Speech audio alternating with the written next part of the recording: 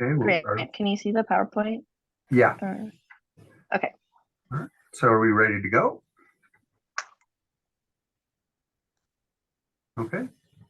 So my name's Grant McCormick, and I'm going to kick off this presentation. I'm the Director for Enterprise GIS at the University of Arizona. And so what we're going to be presenting, again, as Pamela mentioned earlier, that this is a presentation we did at the CFTA conference last summer. And so this is sort of a recap on it. It's mostly what we presented with a few little bit of some updates here and there, but it's Are We There Yet? So it's our custom pedestrian routing network that we've put together. And so we're going to go over this overall and then have some time for a live demo and some questions. But we also want to encourage you to, as we go, if there's something you want to ask about in the moment, you could speak up, put your hand up, or add something to the chat, and we can kind of go through those. Don't have to hold everything to the very end. So we want to keep it kind of more fluid and informal than it was in the presentation when we were up on the stage. So go ahead to the next one. So I just want to quickly mention that the rest of the team is here today and will be presenting. So Maree Archuleta is our GIS analyst, Naveed Ahmed is our GIS application developer, and Jessica Goff, our geospatial data curator. And so they will each take a part of the presentation. We do have normally a number of students working with us, and some of the ones that were here over the last year participated in this project in substantial ways as well. So with that, we can go to the next one. So just to start off with, why do we want to build a custom routing network? So there are a few highlights here we're going to touch on briefly. Over time, we've had general user community requests, things that come in on, feedback forms from various applications, other places where we see people in meetings and things that this has been something that people have been interested in for a long time. So that's one. And then we have specific stakeholders. And so some of those are like our parking and transportation department, and then folks with our accessibility group who have more kind of focus specific needs and requests. So that's another place that we've gotten requests from. We also want to be able to provide custom route filters beyond what you can get with sort of a generic, more global kind of routing tool. So, and we're going to talk more about what some of those filters are here in a little bit. Responsiveness to events and closures. So if we have a construction area that's closing off part of campus, a big event, something that's an emergency, that we would be able to have the routing be responsive to that and aware of that. And then this has been on our team's roadmap for just enhancing our services overall for some time now. And then, of course, people get lost even when they have good maps. And so, we continue to learn about this and find out, well, like, where does what we have not provide good information? And so one of the things that we became aware of at the start of the school semester was that some students were being scheduled in courses, new students to campus, didn't know their way around. And one class literally was not possible to get to from the prior class, given the proximity and the time. And so we think that this tool has potential for that kind of thing in advance to figure out schedules and distances between classes. So anyway, that's kind of an overview. And I think from there, I can turn it over to Maree.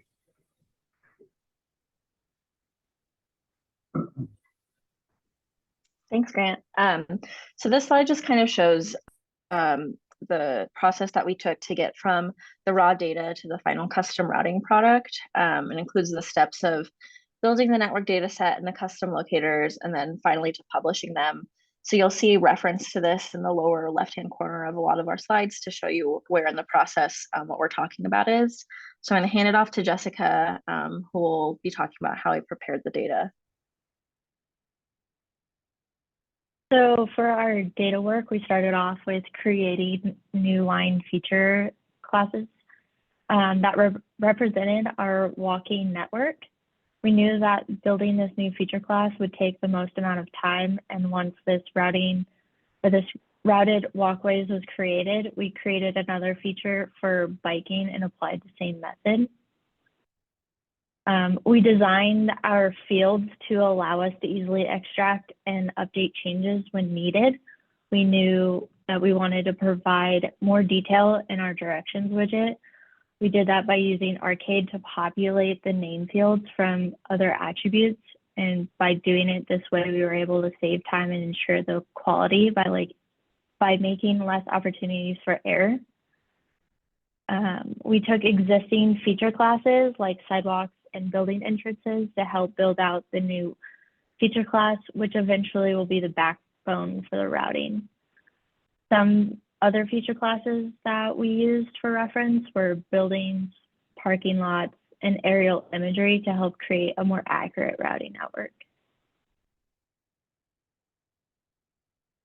And then once we had everything to complete the data work, we began drawing and reshaping lines from an existing feature class that had center lines on most of our sidewalk data.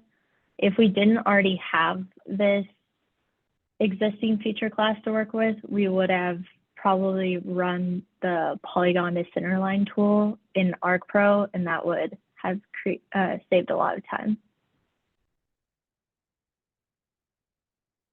Once we had everything the way we wanted it, we were ready to integrate the data into the network data set, which Maree will now show how we did that.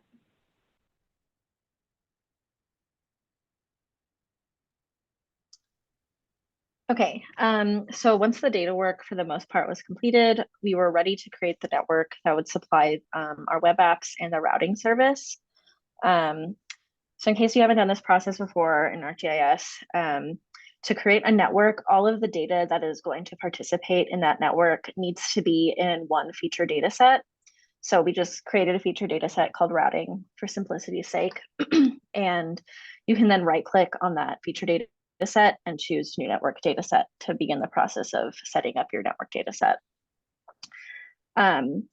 So one of the first properties you need to decide on is the sources that are being used. And again, these are things that are in that feature data set together. So in this image, you can see that we have walkways and bike paths as our sources for this network. But when we originally created it, we just had walkways. Sources can be added in after the initial setup as needed. So you're not limited to just what you start with. And then once all of the sources were set, you can then create your different travel modes. So we started with just walking and then later added in biking and accessible walking as our available data evolved. Costs were then created to assign to these different travel modes. So the cost of walk time was set up using a field script in which we divided the length of the feature by an average walking speed. And I think we picked something like 2.5 miles an hour or something. And then the constant of -1 is assigned to the bike path source in this cost because we don't want this cost to take that into consideration. We just want it looking at the walking data. So then this cost was then assigned to our walking and accessible walking travel modes as an impedance so that the best routes could be found based on time. And then restrictions are also used in our network data set so that certain elements can be avoided or preferred for routing. So by using attributes assigned to lines that participate in the network, we're able to create these specific restrictions. So in this example, we have a restriction called accessible only, and that prohibits any line segment where our accessibility field is set to no from being used in a particular route, so that this restriction was then assigned to our accessible walking travel mode. Another example is that we did a restriction. It's called a restriction, but you can also have it prefer things. So we put preference of sidewalks over parking lots so that people wouldn't be routed through a parking lot instead of having them take the sidewalk around the parking lot, that sort of thing. And then the last step in this setup is to just make sure that it supports directions. So you have to check that little box and ensure all the fields are mapped so that your readout for your directions makes sense. And then once all the properties are set up, the last step is to build the network so that it can start running the analysis. And you can do this in Catalog, or even in the table of contents in an OpenPro project. You do have to continually build the network as your data is updated. So the network is a snapshot from when you've built it. So if you make a bunch of changes to your data, it won't show up until you run this build tool again.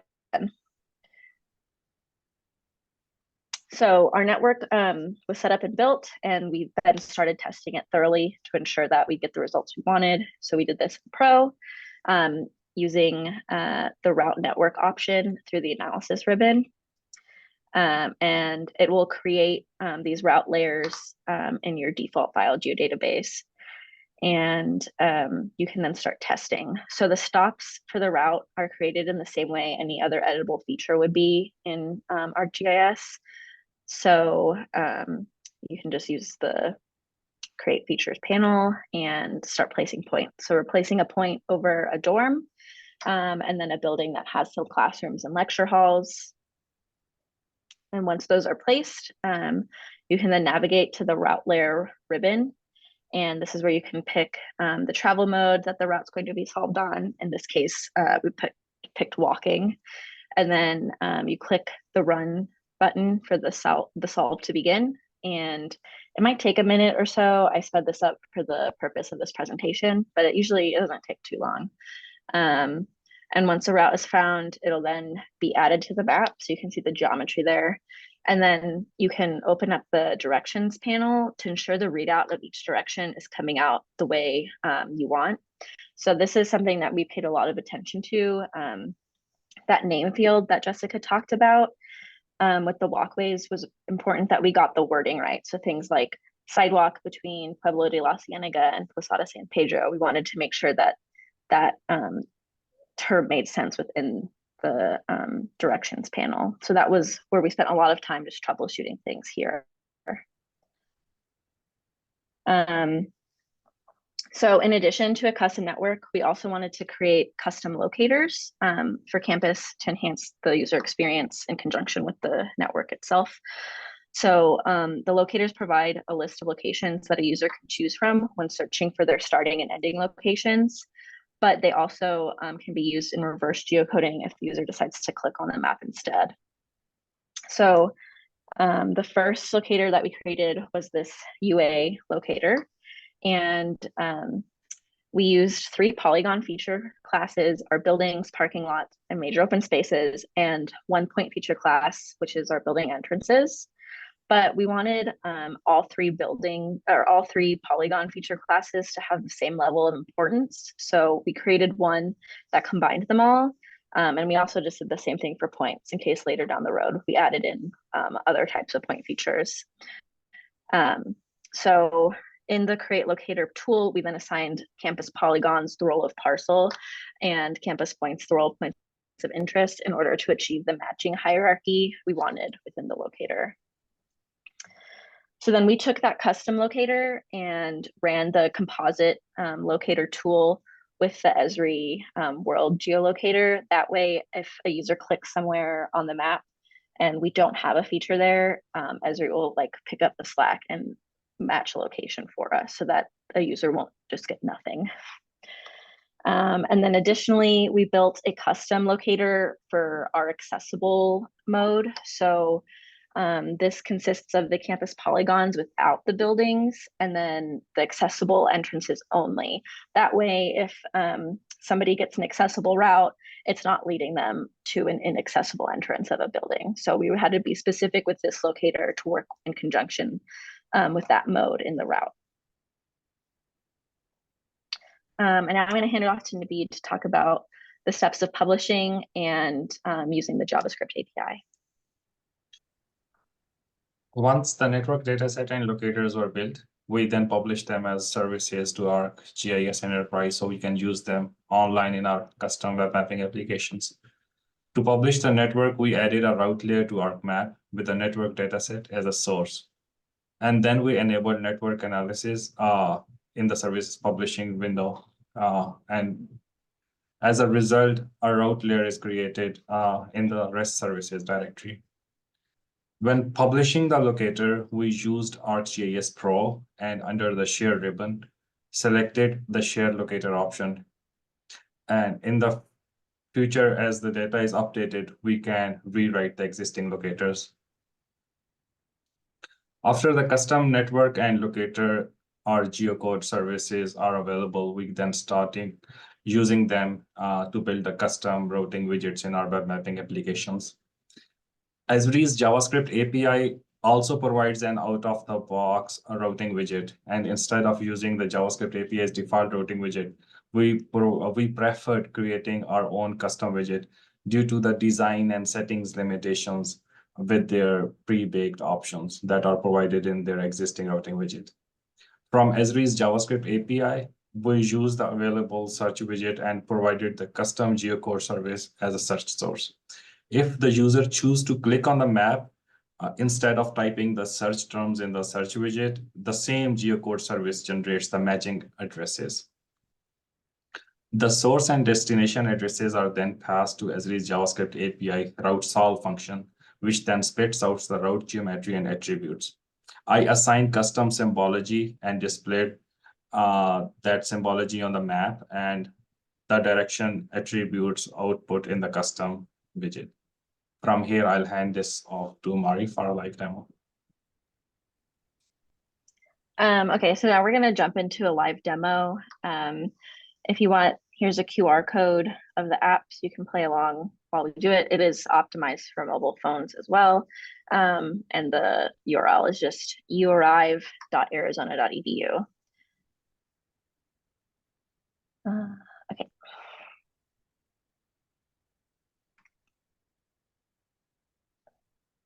So yeah, here's our UArrive application. So it's a application we built with parking and transportation here at the University of Arizona. So it has a bunch of layers, all things PTS related, but we'll just dive straight into the routing widget. So as you can see, there's a couple different travel mode options at the top. So either walking or biking. And then within walking, you have the option to toggle on these accessible routes only. So I know that if we go from admin to the commons, there's definitely some stairs there. So there's stairs up here towards the top of admin and then coming off of this plaza. So after it's solved on the normal walk, it's letting you take those stairs and you get a readout of all the different directions. We also let users click on the particular segments to relate the direction to each segment. You can also flip it if you'd like. But I'm going to go ahead and enable wheelchair accessible only. So if I do that same thing now where I click on admin, it's going to snap to the admin south entrance because it knows that that entrance is accessible.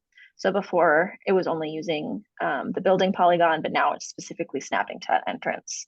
And then the end, same thing at the commons.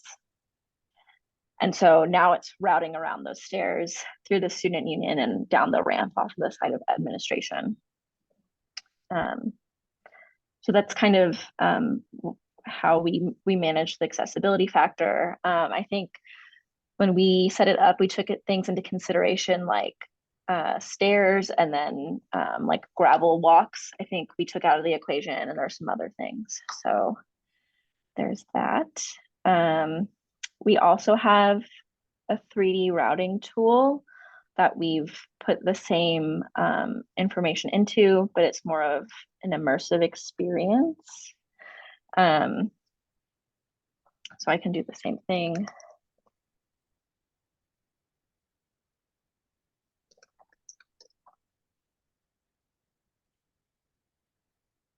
And there's this little play button for it to then show you this like first person view. We're still working out some kinks with it, but this is kind of something we'd like to evolve more. So I don't know, team, did you want me to show anything else with the UArrive demo? I think that pretty much covers it.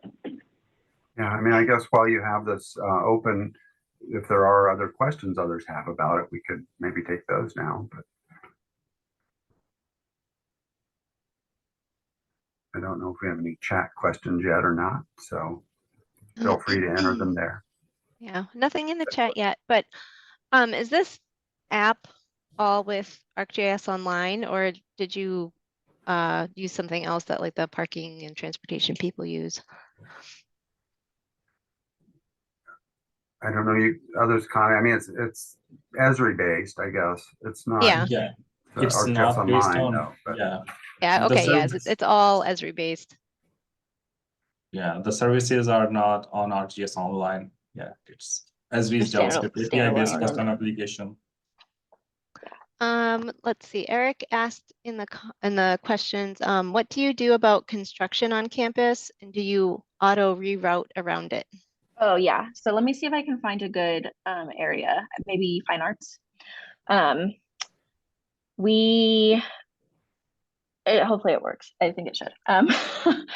There's a we've set it up so if you test it out on ArcGIS Pro, you can add I think they're like boundaries and points and lines that you can call like restriction type things. And so Naveed has set it up so that our construction fences act that way on the app side. So hopefully, let's see if I can kind of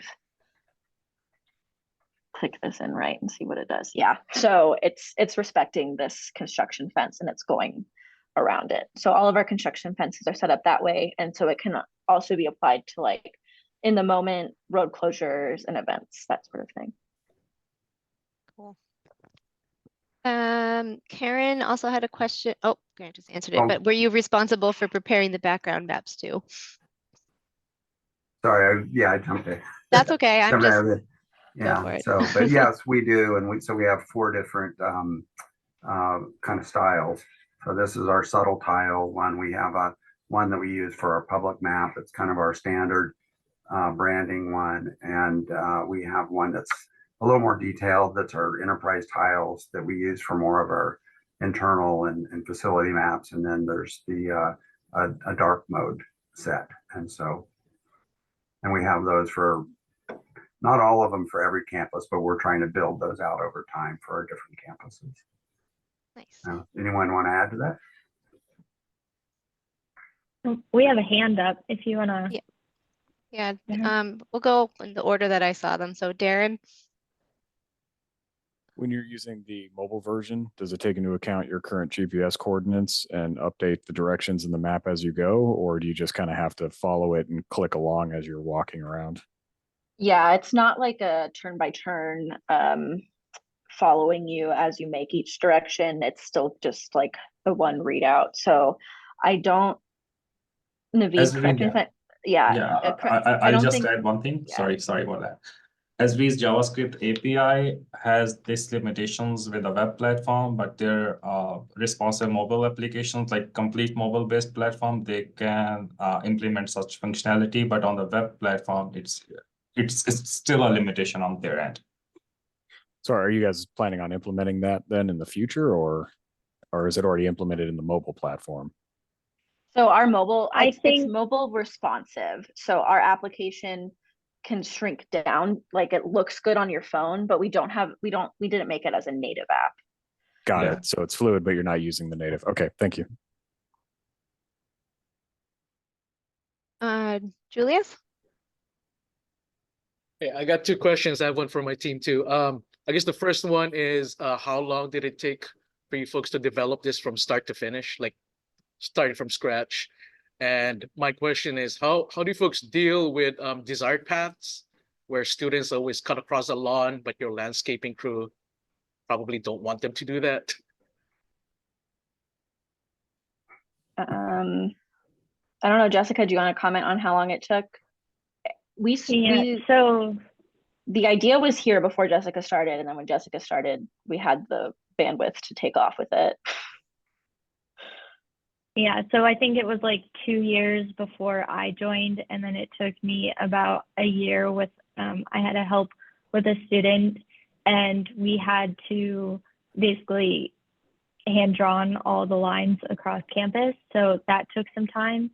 But then developing it even further, we're going to work with other departments on campus to ensure like that our accessibility data is up to date, because that's pretty important.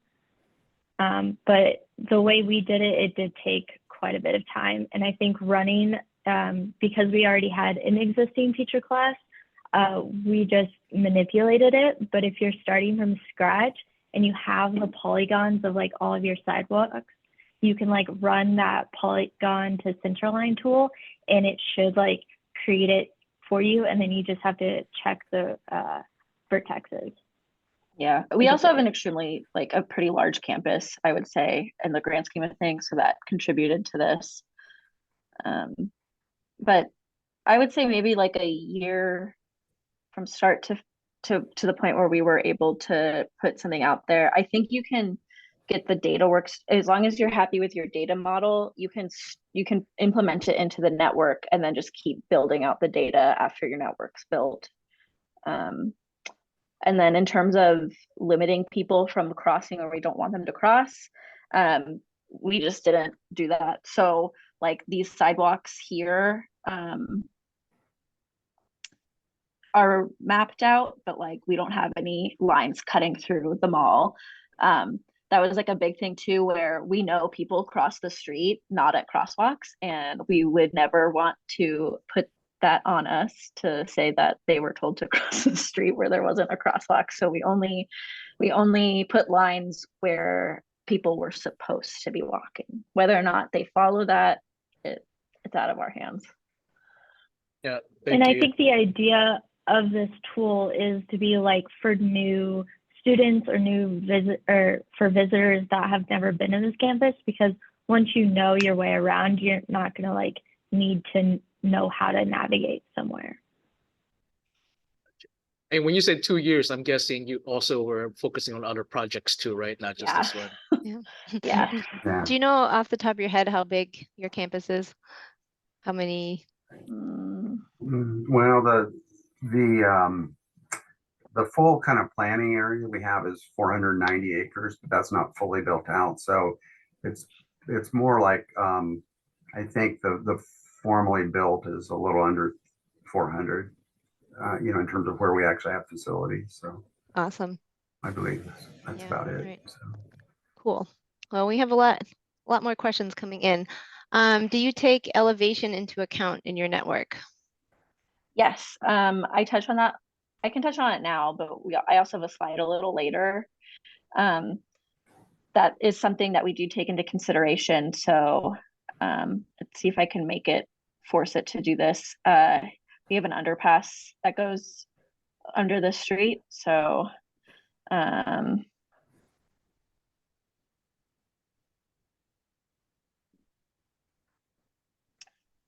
just kidding, it doesn't like that way.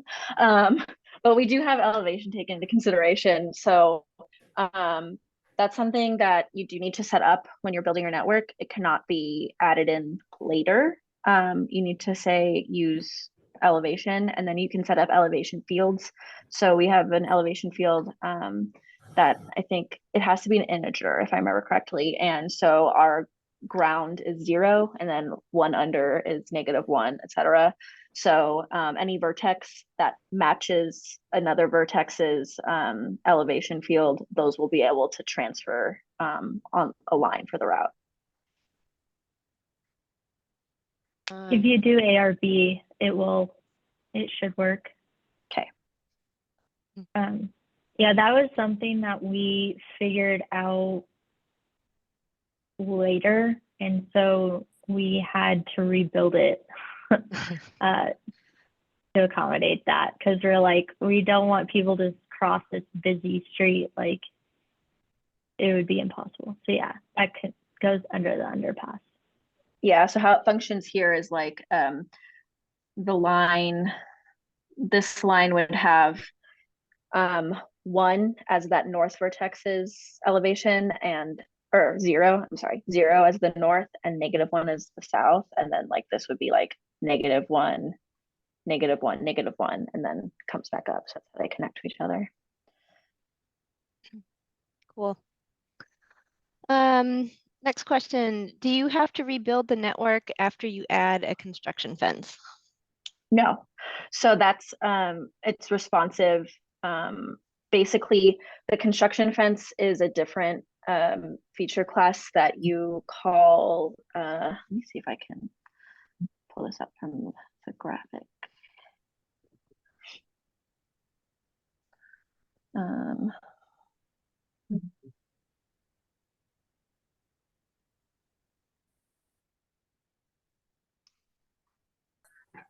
It's called like a restriction or like a boundary or something, where they're actually not, it's not part of the network. The network just looks at it as off limit zones. So you don't have to rebuild the network every time you change a construction fence or put a blockage in. And on the app side, we have a separate layer about restrictions, and we get the polygons and feed them as a restriction on the application side. So the app is not looking at the restriction we built on the network, but they look at the restrictions that are provided on the application side, on the code end. Yeah, so it's dynamic. So I can tell Naveed tomorrow, please include event polygons as a restriction, and he can make that change on the app side. And there's no like work to the data that would have to contribute to that. And then I think presumably though, then when it does try and reroute around the restriction, it's sort of limited to known existing network links. Whereas if we wanted to say in an area there was a restriction and we wanted to put a temporary path across the lawn where we normally wouldn't route them, that would then require a network update, right? Correct, because that would be a change to the source data for the network. Yeah.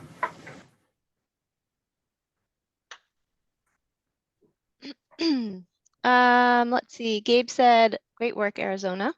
Do you have a 3D base map of the campus now in GIS? I don't think it's a base map per se. We this 3D map that we have is one of our existing base maps, and then we have these multi-patch features into the map. So it's a base map, but it's like dynamic features. It kind of serves as that way. I mean, it can become over time a sort of a framework to do more 3D applications like it was there. So then this application Maree's showing with the routing was easier to build into it. And this is actually, if you go to maps.arizona.edu/UA3D, there's a live version of it. We don't really publicize it. It's kind of a sandbox, but that one's there and you can get to it and play around with it. So. Yeah. I think this one has like more features right. you can lay over top. I think the one difference is this routing one has the more updated multi-patch. So there might be some buildings missing from this one. And I think we liked the symbology style of the routing one a little better. So. Very cool. Next up, did you use bike racks? Oh, my window just moved. Did you use bike racks at the destination or doorways? So with can you bike racks, we don't, if you go back to URIs, Maree, we don't really have it like snapping as a location, but if you are within a route, you can actually turn on that layer and see where, so Maree can turn on that and now you can do a route.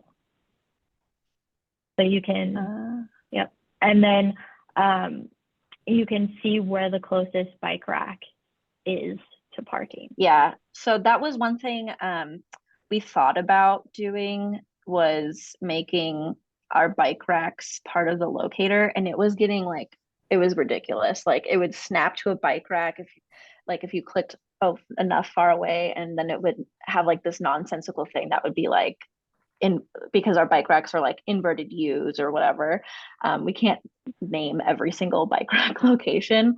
So we decided not to include it in our locator because we figured it would get confusing to users if they couldn't understand what the name of it was.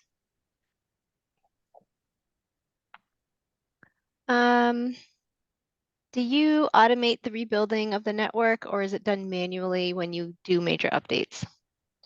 it's done manually for now. I think in the future we want to automate it. We do a lot of things automated, but we just we haven't worked out the exact flow yet of how we want to achieve that. So we still just do it manually. All right. Is the You Arrive app completely custom or using Experience Builder? It's completely custom. Naveed is our he makes dreams happen. So Awesome. That's all that I have from the chat questions. okay. So We if have a you guys couple have- more slides, I guess we could go through. Sure. And Yeah, then we have can like do 20 minutes left, so it's up to you. Yeah.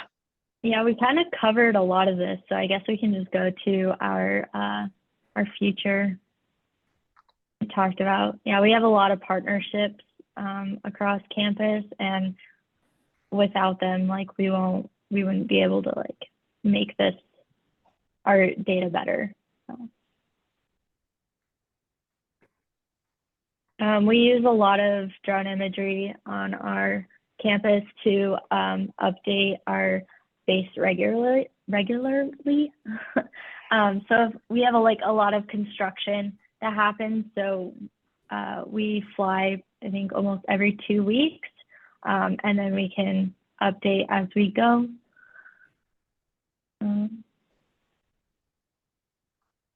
And we use a grid method just to have, when we do have field workers, we use that so that we don't overlap or do extra work.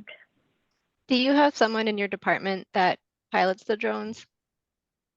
I have a license. I think there's probably 4 of us. But on our team, I'm the drone pilot. Nice. And then, yeah, we build a lot of editing apps and enable our departments across campus to manage different data sets. And then just a couple of things that we faced and have as advice for you guys is one thing that we found issue with came with split policies for domains. So as Jessica mentioned earlier, we wanted to create this data set in a way that would limit like room for error. So we had some fields that use domains like, I think our walkway type could be like sidewalk or crosswalk, that sort of thing. And so ensure that your split policy for that domain is set to duplicate and not default, because in the nature of a network data set, once you've had it built and you start messing with the data that participates in it, those lines, every time a line intersects, it'll split. So if you draw a line through an existing line or up to an existing line, it's going to split that. So if your domain was set to default, it would null out whatever work that you had already done. So if you set it to duplicate, it'll retain the attribution for that line. And then we kind of already touched on this, the vertical connectivity thing. It has to be set when you're creating the network data set. You cannot change that setting after the fact. So that is something we didn't do, and we had to rebuild it, but we did. So and then there's just like some weirdness that we ran into when we were publishing to ArcGIS Enterprise. So when we only had the one travel mode of walking, we didn't have any issues publishing to Enterprise through Pro or the utility script. But when we added in those other travel modes, weird things started to happen. Like our directions widget would only like read out like that one direction. Like you can see on the snip, it was saying like that one direction for that whole line. It doesn't have any of the turns in it. So the workaround that we did was to publish through ArcMap. But we've since upgraded our enterprise deployment. So we're going to revisit publishing through Pro and the utility script, because we obviously aren't going to have ArcMap in our back pocket forever. And then just by the nature of the fact that we wanted it to look totally custom, we just ran into a lot of like challenges just getting everything to link up. So just if that's the sort of thing you want to achieve, I would just budget in a lot of time for working out those issues.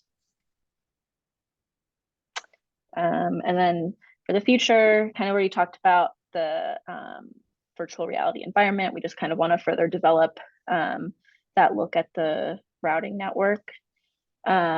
Preferences for the routes. So the way that we set up our accessible locks is the same way we'll end up setting up these in terms of it's going to be derived from fields. So we want to create the option to do a mostly shaded route. It's in Arizona, it's really hot here most of the year.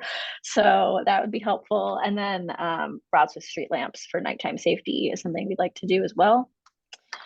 Driving directions. So we have biking and walking, and eventually we'd like to incorporate driving around campus. And our hope is that we could actually use Esri's service for the routing service to, if somebody starts off campus, it could use Esri's data and then hand off to ours as you approach campus. So that would be our hope. And then just integrations with our other web applications. So we have a bunch of different apps that we maintain and support. So this can, now that we've worked it out in one, we can easily translate it to the others. And then finally, interior routing. So we already have one step of that completed, which was making our network elevation aware. So when we start getting indoors more, we'd like to be able to include indoor routing.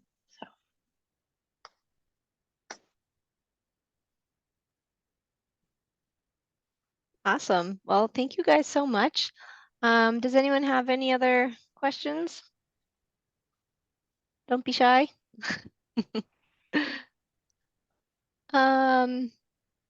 So to avoid construction fences, you don't have to rebuild the network, just define it in the script to avoid the fence's boundary. Is that right? Yeah, I think, Naveed, do you remember what it's called?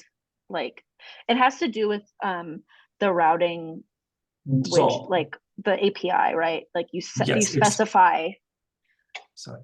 So I don't need to do anything. So we have a layer about the construction fences, and when the data is updated in the layer, on the app side, it's just looking at the data and grabs all the geometry from that layer, restrictions layer. And whenever fence is added on the data side and the data is updated in the layer, it becomes available. So we don't need to do anything in the coding. It's just one time we define that this is the layer where we are fetching the geometry for the restrictions, and that's it.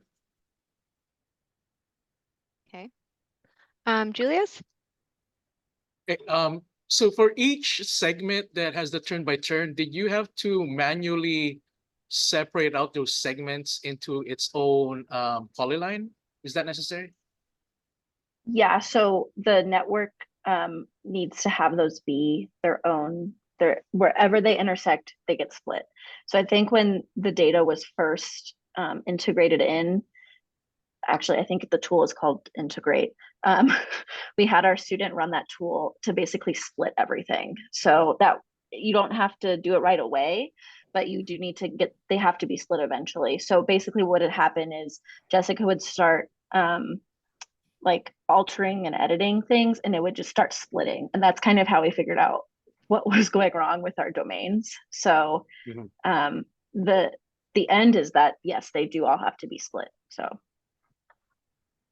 And does all the sidewalks have like the same weight to it, I guess, or priority? Even if it's like a big sidewalk versus a small sidewalk? Yeah, so I think you could kind of mess with that like however you wanted to. So we had things, I think they were like crosswalk, sidewalk, and then was it walkway, Jessica, as our types, and then parking lot. And we just told it prefer parking lots last or something. So you can do it with however you want to, however you feel like you're going to categorize your sidewalks. You can really make those preferences in the network. Thank you. One more question. How did you all incorporate floor awareness in the routing network? Is it strictly elevation based until indoors is ready to go? Yeah, so it's elevation in terms of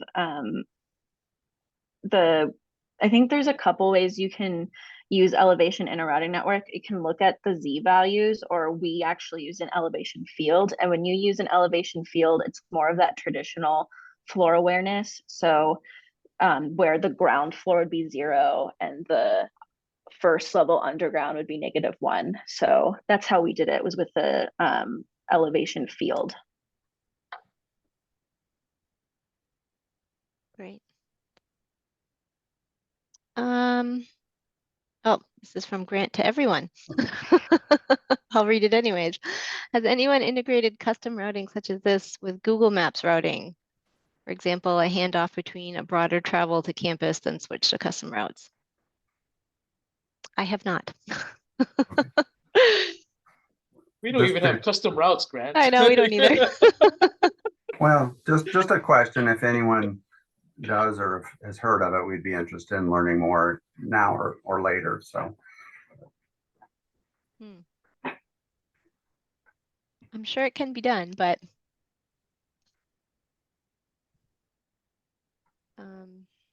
all right, well, we have a couple minutes left, so please feel free to ask questions. Once again, thank you guys so much for presenting today. We really appreciate it. And that's really an awesome job you've done. You're so far ahead. I imagine you'll be the first.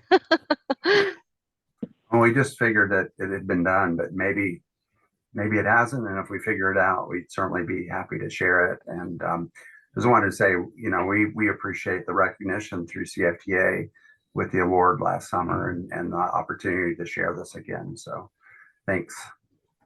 Yeah, awesome.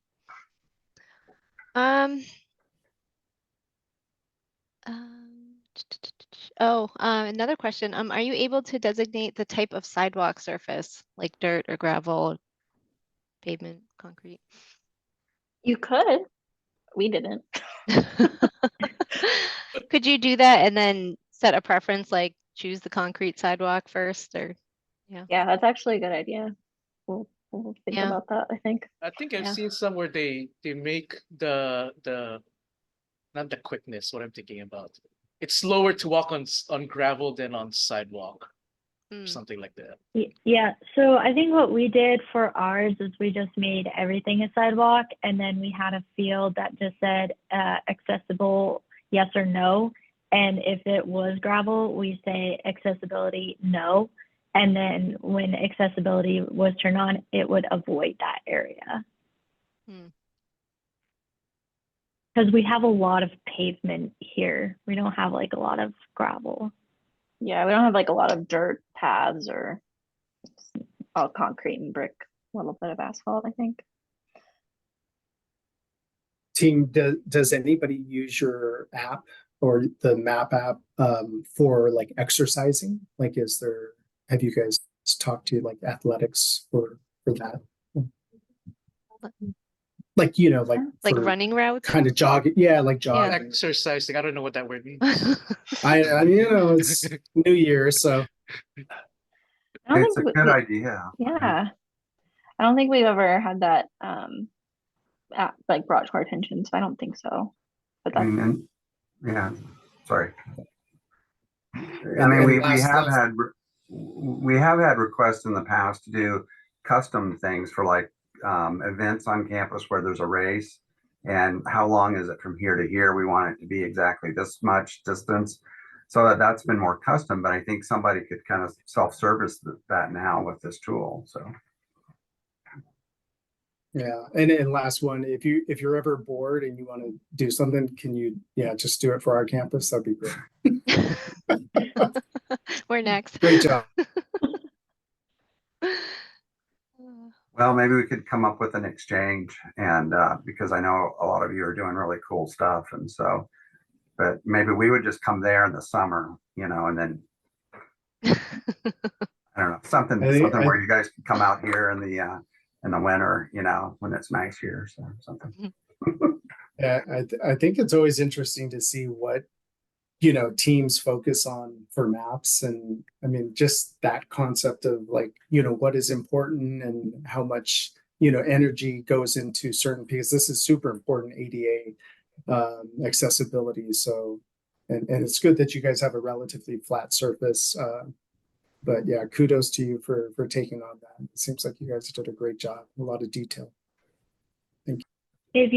If your campus has the like little robots, you can always see and like work with that company, because those robots they're mapped out somehow. You might have to work with that company to pay, but I mean, all the work is done for you. So. Yeah, I learned last year that we had to identify all of our parking locations, where the red is, right? Where the green is, the carpool.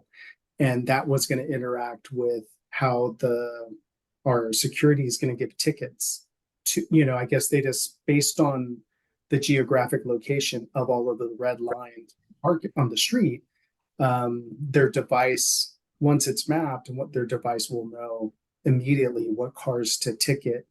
So it's pretty impressive how, GIS is so interconnected with everything, and sometimes people don't even know it's being utilized. So yeah, great subject.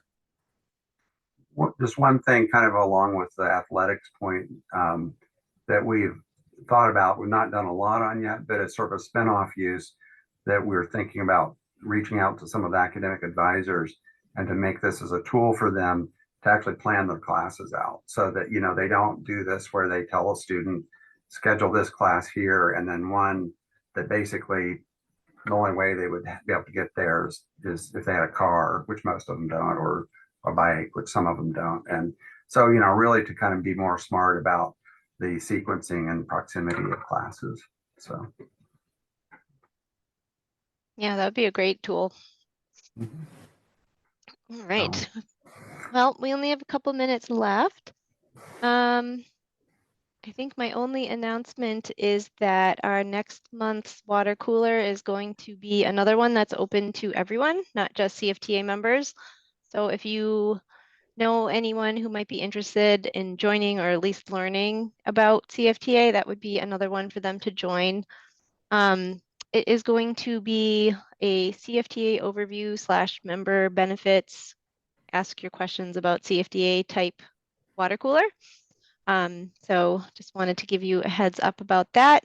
You should be getting an email around the beginning of February to register for that one. Right. And Devon, did we have any other announcements? No other announcements. I think we'll be definitely going over some new information with you for the next month's water cooler. So please register for that. So we'll be go over some updates that we'll be making as it relates to campus memberships and things of that nature. So like I said, please register for that when that comes out, so you guys can kind of be up to date on some of the things that we're going to be doing going forward. So, and then once again, thank you to Arizona for taking this time. Very, very informative. So thank you for presenting what you guys are doing there. You guys are doing some pretty cool things. So it's pretty cool. So thank you. Yep. And this recording will be available. We'll probably put it up on the Ellington Award page on our website. So if someone missed it and wanted to join, they can access it there. All right. Well, we have 2 minutes left. Thank you again, and feel free to hang out for 2 more minutes, or you get 2 minutes back in your day. Yeah. And then for you guys that don't know, because I know we announced it, but just in case you guys haven't been to the website, we are going to be going west. So for the conference in 2024. So those that you don't know where we're going to be at, we're going to be on the West Coast back in Cali, because we haven't been on the West Coast in a long time. So so just be aware that our Caltech is going to be one of our campus sponsors for partnering with us on planning that conference. So be on the lookout at that. We're hoping to get registration should be coming out here in the next couple of months, but you know, just in case you guys haven't been to the website, haven't seen the announcement, you know, we're going west. So Yep. just be prepared for that. So so other than that, thank you guys. I really appreciate you guys taking the time, and enjoy the rest of your afternoon or morning for those of you that are where Julius is, 6 hours away. So, you know, so enjoy the rest of your day. Thank you. Bye. Good to see y'all. Thanks, everybody.